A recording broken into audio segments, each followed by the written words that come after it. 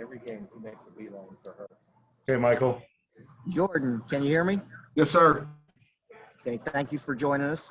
Members of the media, our next player is Jordan McCabe. Please use the raise hand feature to ask a question. We will start with Greg Hunter. So, Jordan, obviously, Deuce wasn't quite 100%. You got the start. So, mentality for you, any different? Well, you knew you were going to play a lot of minutes. Just what you were thinking as you went through the game. No, my mentality didn't change a whole lot. Roles are roles. So, coming off the bench, my role was to, calm us down wherever we were at, whether we're up 10, down 10, even. When I get those, minutes coming off the bench, my goal is to calm us down and get us to run offense. So in the beginning, that was my same goal. I thought we did an okay job early on, and then we just kind of hit a wall, got stagnant, stuff we can fix. But other than that, no, my mentality didn't change a whole lot. Justin Jackson. Jordan, did you know going into the game that you're going to be starting? Just kind of how did that all come about? A little bit. I didn't know specifically that I would be until kind of right before, actually during shoot around today. I knew it was going to be up in the air because Deuce is, nursing some things on his end. But he seems to be on track. I think he probably could have started today, but I think going into this 4-game stretch here this week, they wanted to be more safe than sorry. So that's pretty much it. And then if I could follow up with a question on your guys' defense, Cade Cunningham had 40 today by himself. That's pretty good. And, you guys hold K-State to just, 43 as an entire team and perspective there. What did you guys do, defensively that worked this game? And how much does, the fact that K-State's, young and still kind of growing into the game play into everything here? It played into it a little bit, but at the end of the day, whether we're playing, the top of our conference or the bottom of our conference, we understand we are in the best conference in the league or in the country. So with that being said, a young, quote unquote, inexperienced team, which I don't really think they are because Mike McGraw does a great job as a senior, getting them in order. They're kind of like my freshman year when we went through a lot of stuff. And we were young and inexperienced, but by the end of the year, you're playing so free that you become one of the more dangerous teams in the league to play against. So defensively, going into this game, we knew who kind of made them run, who makes them tick, which is McGurl and Pack, who didn't play tonight. But we wanted to try to take the head off the snake. You kill the body that way. So we tried to do as best we could on them.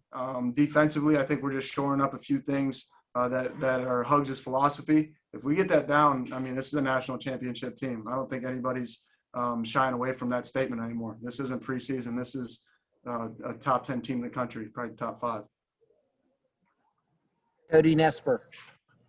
Hey, Jordan, just how nice is it that you guys aren't going to have to travel this week? It's very nice. When you play for West Virginia, you understand, some other teams, give you grief about, man, we got to go play West Virginia. It's this far. They don't realize every single away trip, it doesn't matter. We're pretty used to traveling 2.5, 3 hours or more on a plane. So it feels really nice to be back here. And I don't know how many we had in attendance today, but 28. That feels really nice looking up there, and the Coliseum starting to look more and more normal. Hopefully we're creeping back towards that because it felt good. Our next question comes from Greg Hunter. So, Jordan, nobody will mix you up as the tallest guy in the league, but you go inside a few times. When do you feel like, hey, I can get to the basket, try to get to the rim, and when should I be smart and stay away from the big guys?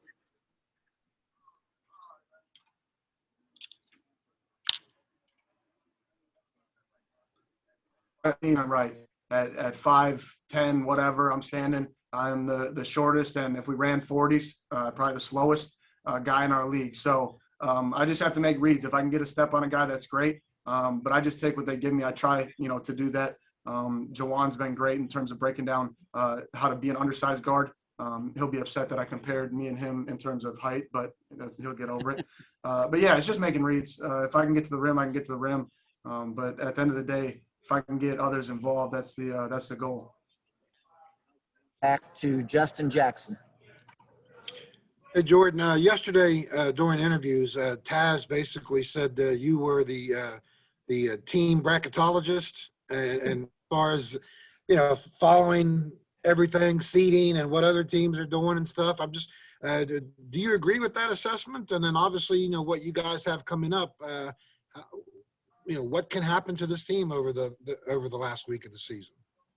I don't know if I'm the team bracketologist. That's interesting, but I would just say I'm not smart, but I listen to smart people and try to just regurgitate what they say. I happen to be around Hugs, who always says he's the smartest man in the room, so I just listen to what he's saying about what Lenardi's saying, or the committee, or whatever. He always says committee. I don't know who these people are, but anyways, I understand that if we sweep our last 4 games at home, which is a big time test going into tournament time, we should be, I would say, comfortably on that 1 line, in my opinion. I mean, that means we beat Baylor and we beat a very good TCU and Oak State team looking down the road, which I don't like to do too much.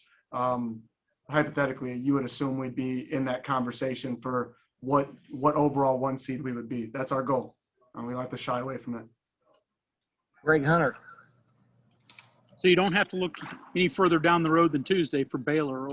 What kind of matchup is that? Is that obviously number 2 team in the country, could be number 1? That's got to be a lot of fun if you're a college basketball player. Oh yeah, I mean, it's Super Tuesday. We're gonna see the number 2 team in the country, who for 2 times in a row now we've thought we were gonna play them on the road. Twice during the season, COVID messed it up on both sides. Whatever it may be. I'm really excited. This hasn't happened since I've been here in the Big 12. This is a 1-game kind of heavyweight fight. It's what you live for. It's what you come to West Virginia to the games to play in. So looking at Baylor, we have a lot on our hands, but they got a lot on theirs too. Not afraid of them or shying away from the fact that our goal is to go in there and win on Tuesday. Justin Jackson. Hey, Jordan, one last one for me. Jalen Bridges, obviously seems like he's starting to kind of come into his own a little bit. What are you seeing from him on both ends of the floor that maybe you didn't see back in, November or December? He's getting comfortable. He's getting his legs under him now, and you can really tell because he's making heads up plays, and he's making them on the glass where, with just Derek down there at times in terms of a true forward presence. Gabe obviously does unbelievable too, but those two going back and forth, sometimes we'll only have one true rebounder, a really good rebounder out there. And JB does a great job of finding his way over to the opposite side and getting a lot of really important rebounds. He had, 4 tonight, but they were all crucial on that kind of run in the second half. So he's going to continue to come into his own. He works hard. He plays free as a young kid. When I look at our roster right now, I think, if I'm an exec, he's got the most NBA potential on our team. Was confidence ever a problem with him? Because it seems like he's always been a pretty outward kind of guy, and obviously had a lot of, success in high school. I mean, was that ever an issue with him at all? I think it's an issue for everybody at some point. To be honest, Deuce might be the only player I've ever come in contact with that he just slid right into his role. And his role was to be, one of the guys on this team as a freshman. But for JB, I talked to him early on. You see those kind of ups and downs. I still go through them myself, but I think mentally, as you get older, you're more apt, more prepared to take those things on. So confidence is huge for JB, and he's got it right now. He's rolling. So our job is to just keep it rolling. Any other further questions for Jordan?